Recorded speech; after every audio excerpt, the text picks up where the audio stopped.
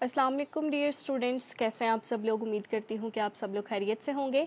आज class 9 physics chapter number 2 kinematics के हमारे पास शॉर्ट रिस्पांस क्वेश्चंस है। एग्जामिनेशन पॉइंट ऑफ व्यू से बहुत इंपॉर्टेंट लेक्चर है आज का, क्योंकि शॉर्ट रिस्पांस क्वेश्चंस आपको पता है कि पेपर में लाजमी आते हैं, एक या दो क्वेश्चंस लाजमी आ जाते हैं। So without wasting any minute, let's start with this one. In a park, children are enjoying a ride on Ferris wheel as shown. के पार्क में हमारे पास बच्चे फेरिस व्हील पे राइड को एंजॉय कर रहे हैं, जैसे कि आप यहाँ पे पिक्चर में देख सकते हैं। This is the picture we have, let me move it here. So here on this Ferris wheel you can see, यहाँ पे हमारे पास दो मोशंस है। What kind of motion the big wheel has, ये जो हमारे पास बड़ा वाला व्हील है, ये what type of motion this wheel is doing, and the second thing is what kind of motion the riders have। ये हमारे पास राइडर्स हैं और ये हमारे पास बिग व्हील है। अब जो हमारे पास बिग फेरिस व्हील है, it has rotatory motion about its central axis. ये आप देख सकते हैं, इसका एक फिक्स सेंट्रल पॉइंट है, ये इसके अराउंड रोटेट कर रहा है। इसका ये मतलब है कि इसकी क्या होगी, रोटेटरी मोशन। लेकिन राइडर्स क्योंकि व्हील के सरकमफेरेंस पे मूव कर रहे हैं, on the boundary of the wheel move करे, so we will say that riders की हमारे पास क्या है, सर्कुलर मोशन है। After that we have a next question. A boy moves for some time. Give two situations in which his displacement is zero but cover distance is not zero. कि दो situations ऐसे बताएं जिसमें किसी भी boy की displacement zero है लेकिन उसका डिस्टेंस कवर जीरो नहीं है। डिस्प्लेसमेंट हमारे पास कब जीरो होती है, जब आपका स्टार्टिंग एंड डेस्टिनेशन पॉइंट क्या हो जाए, सेम हो जाए। So first situation is when a boy walks from his home to a market.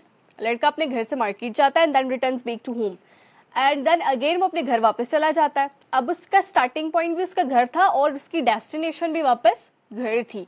So displacement zero है लेकिन डिस्टेंस जीरो नहीं है, क्योंकि उसने घर से मार्केट जाने में भी कोई डिस्टेंस कवर किया और मार्केट से वापस घर आने में भी जो उसने एक्चुअल पाथ या एक्चुअल लेंथ फॉलो की, that was the distance. The second situation is when an object is moving in a circular path. Let's suppose this is a point A.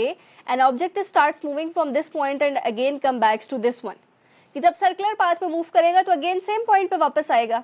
तो यहाँ पे भी क्योंकि स्टार्टिंग और डेस्टिनेशन पॉइंट सेम है, so displacement zero होगी, लेकिन distance will be equal to circumference, boundary of a circle. Okay, the next question that we have is a stone tied to string is rolling in a circle. के एक बंदा है, उसने हमारे पास क्या किया है, स्टोन को स्ट्रिंग के साथ बांधा है और अब वो उसको सर्कुलर पाथ में मूव करवा रहा है। तो अब आप बताएं कि उसकी कौन सी मोशन होगी। What is the direction of its velocity at any instant? किसी भी पॉइंट पे उसकी वेलोसिटी की क्या डायरेक्शन होगी। This is the boy, you can see here in this image. ठीक है, कि इसने इस स्ट्रिंग के साथ इस स्टोन को टाई किया हुआ है and now he is moving this stone in the circular path. अब जब भी आप सर्कुलर पाथ की बात करते हैं तो हमारे पास सर्कुलर पाथ में किसी भी पॉइंट पे direction tangent to that point होती है। तो इस पॉइंट पे स्टोन की डायरेक्शन ये, फॉर एग्जांपल इस पॉइंट पे ये है, इस पॉइंट पे ये है, इस पॉइंट पे ये है। टेंजेंट क्या होता है, tangent is the line that is touching the circle externally at one point. ठीक है, सो इसका ये मतलब है कि हर पॉइंट पे स्टोन की डायरेक्शन क्या होगी, डिफरेंट होगी। So we can say that direction of velocity of a stone at any instant is tangent to the circle. वो क्या होगी, सर्कल से टेंजेंट होगी उस स्पेसिफिक पॉइंट पे। क्यों, क्योंकि ये सेंट्रीपिटल फोर्स की वजह से होती है, जो हमारे पास सेंटर की तरफ लगती है, ताकि कोई भी ऑब्जेक्ट सर्कुलर पाथ में मूव कर सके। Is it possible to accelerate an object without speeding it up or slowing it down? क्या ये पॉसिबल है कि आप किसी ऑब्जेक्ट को एक्सेलरेट कराएं, उसको स्पीड अप, उसकी स्पीड को बढ़ाए बगैर और उसकी स्पीड को कम किए बगैर? Yes, it is possible। अगर आप सर्कुलर पाथ में मूव करें, फॉर एग्जांपल यही सर्कुलर पाथ है और आप 3 मीटर पर सेकंड की वेलोसिटी के साथ मूव करें, आपकी वेलोसिटी ना बढ़ रही है ना कम हो रही है, लेकिन आप देखें कि सर्कुलर पाथ में हर पॉइंट पे डायरेक्शन चेंज हो रही है, क्योंकि हमारे पास वेलोसिटी वेक्टर क्वांटिटी है, एक्सेलरेशन वेक्टर क्वांटिटी है। So here you can say कि यहाँ पे आप इसको कांस्टेंट वेलोसिटी भी कह सकते हैं, लेकिन जब आप सर्कुलर पाथ की बात करते हैं तो वेलोसिटी नहीं होती, क्योंकि डिस्प्लेसमेंट नहीं है। सो हमारे पास जब कोई ऑब्जेक्ट यूनिफॉर्म सर्कुलर मोशन करता है, यूनिफॉर्म सर्कुलर मोशन का ये मतलब है कि through out the journey, through out this circular path उसकी स्पीड 3 मीटर पर सेकेंड ही रही है। ठीक है, लेकिन क्योंकि उसकी डायरेक्शन कंटिन्यूअसली चेंज हो रही है तो वो एक्सेलरेट कर रहा है ड्यू टू सेंट्रीपिटल एक्सेलरेशन। ठीक है, can a car moving towards right have direction of acceleration towards left. अगर एक कार टुवर्ड्स राइट मूव करिए, for example this is the car, it is moving in the right words direction, क्या आप इसमें direction acceleration produce कर सकते हैं towards left? Yes. आप क्या करें, ब्रेक अप्लाई करें, इसकी वेलोसिटी को कम कर दें, वेलोसिटी इसकी 0 होगी, ठीक है। जब भी आप ब्रेक अप्लाई करते हैं तो क्या हो जाएगी, इसकी स्पीड डिक्रीज होगी। जब इसकी स्पीड डिक्रीज होगी तो हमारे पास क्या प्रोड्यूस होगी, नेगेटिव एक्सेलरेशन। और नेगेटिव एक्सेलरेशन का ये मतलब होता है opposite to the direction of motion, opposite to direction of motion. अब आप देखिए मोशन हमारे पास किस डायरेक्शन में थी, टुवर्ड्स राइट थी, तो एक्सेलरेशन किस डायरेक्शन में हो जाएगी, इसकी ऑपोजिट डायरेक्शन क्या है, टुवर्ड्स लेफ्ट। सो यहां से आप क्या कर सकते हैं, आप ये कह सकते हैं कि yes if the car is slowing down, ये पॉसिबल है कब, जब कार को आप स्लो डाउन कर रहे हो while moving towards the right, आप राइट की तरफ मूव करते हुए, देन एक्सेलरेशन ऑपोजिट डायरेक्शन में प्रोड्यूस होगी, that is towards the left. This is called negative acceleration और deceleration. Next question is, with the help of daily life examples, describe the situations in which acceleration is in the direction of motion. पहला case ये कि acceleration direction of motion की तरफ हो, मतलब acceleration positive हो। acceleration positive कब होती है, जब आप velocity को बढ़ा देते हैं in the same direction. Let's suppose when a car speeds up on a highway, car highway पे मूव करी थी और आपने उसकी स्पीड को इंक्रीज कर दिया, एक्सेलरेशन पॉजिटिव होगी और सेम डायरेक्शन में होगी। Second is acceleration is against the direction of motion. Against the direction of motion अभी प्रीवियस क्वेश्चन में हमने डिस्कस किया, आप कार को स्लो डाउन कर लें, एक्सेलरेशन ऑपोजिट हो जाएगी। एक्सेलरेशन 0 हो लेकिन बॉडी स्टिल मोशन में हो। एक क्वेश्चन में हमने अभी डिस्कस किया कि बॉडी हमारे पास जब सर्कुलर पाथ में मूव करती है और कांस्टेंट स्पीड के साथ, ठीक है, या आप सर्कुलर पाथ की यहाँ पे बात ना करें क्योंकि सर्कुलर पाथ में डायरेक्शन चेंज होगी।